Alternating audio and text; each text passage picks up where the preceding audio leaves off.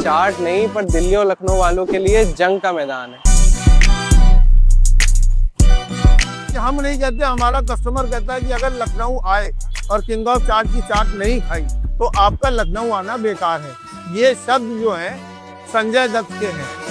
85 साल से चल रही इनकी दुकान का राज इनकी हाइजीन और इनकी इंग्रेडिएंट्स की प्योरिटी है। कि हमारी चाट खाने के बाद आपको कोई हैवीनेस नहीं महसूस होगी। हाइजीन ऐसा है कि डॉक्टर यहाँ की आके चाट खाते हैं। चाट खाने के बाद आपको उसका टेस्ट आना चाहिए। इनकी चाट में बस टेस्ट नहीं पर नॉस्टैल्जिया भी है। मेरे को करीब हो गए हैं यहाँ 45 साल हो गए।